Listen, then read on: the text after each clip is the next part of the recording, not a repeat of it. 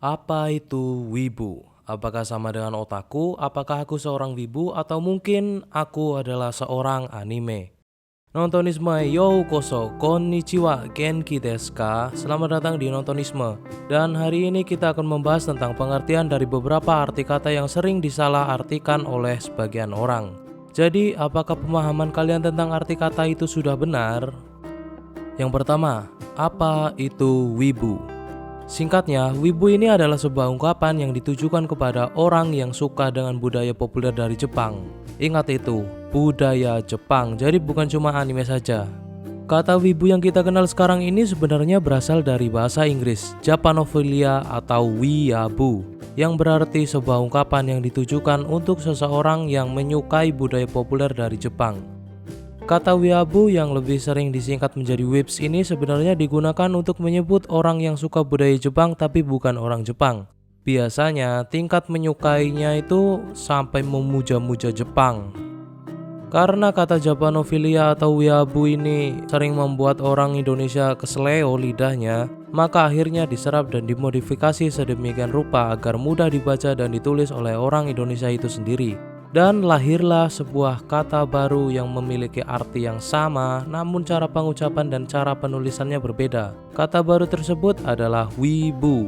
Jadi, apakah hanya bermodal suka dengan anime saja bisa disebut wibu? Jawabannya adalah tentu saja tidak. Kenapa? Karena dari pengertian simpel di atas saja sudah jelas bahwa syarat untuk menjadi seorang wibu itu ada dua.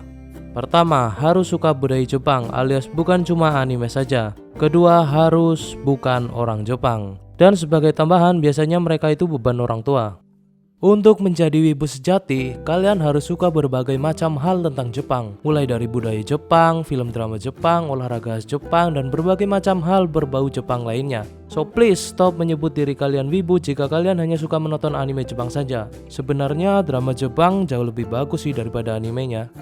Yang kedua adalah otaku. Apa itu otaku? Apakah sama dengan wibu? Hal yang sering disandingkan dan membuat orang bingung adalah arti kata dan perbedaan antara otaku dan wibu.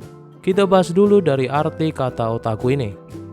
Menurut Wikipedia, sumber panutan kita semua, otaku adalah sebuah kata istilah bahasa Jepang yang digunakan untuk menyebut orang yang betul-betul menekuni hobi.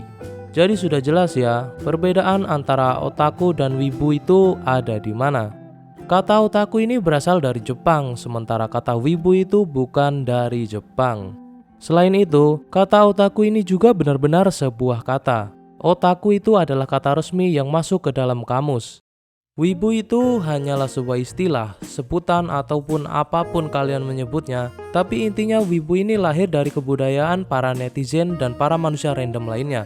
Berbeda dengan otaku, otaku itu memang benar-benar asli sebuah kata resmi yang masuk ke dalam kamus dan berasal dari Jepang.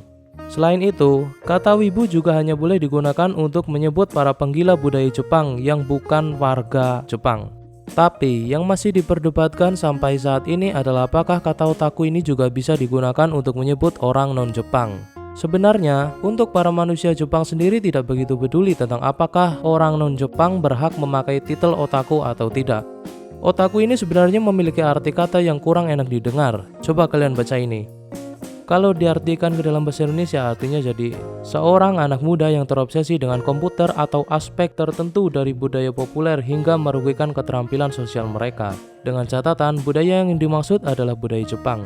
Jadi, menurut definisi dari Oxford Language itu saja sudah mengatakan bahwa sebenarnya kata otaku ini bukanlah sebuah sebutan yang menyenangkan hati para penyandang sebutan itu sendiri. Determine, merugikan kemampuan sosial. Jadi sudah jelas kan, di Jepang itu sendiri gelar otaku itu kebanyakan disandang oleh para orang-orang yang mempunyai kemampuan sosial yang kurang.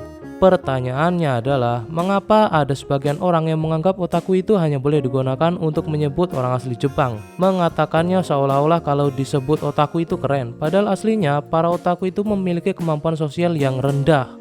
Dan menurutku, hal itu bukanlah sesuatu yang bisa dibanggakan. Jadi ya sebenarnya orang Jepang juga tidak begitu peduli kalian menggunakan sebutan otaku ini untuk melabeli diri kalian sendiri atau tidak.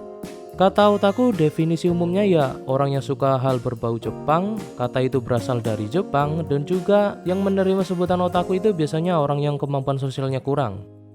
Apakah hanya orang Jepang yang boleh memakai gelar otaku? Sebenarnya orang Jepang juga tidak begitu bangga apabila menerima sebutan itu, jadi entahlah.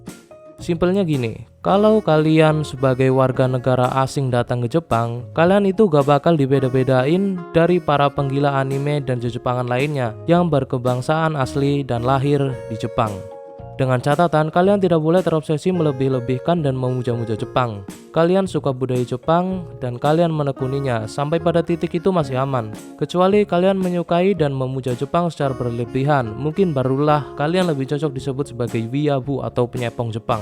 Intinya, Jepang cuma punya satu kata resmi untuk menamai orang-orang yang menyukai dan menekuni budaya Jepangan, terutama budaya subkulturnya. Kata tersebut adalah otaku. Jadi intinya, kalau kalian suka pada hal-hal berbau Jepangan, khususnya komik dan anime, dan suatu hari kalian datang ke Jepang, kemungkinan besar kalian akan dikenal sebagai seorang otaku oleh orang warga asli Jepang sana.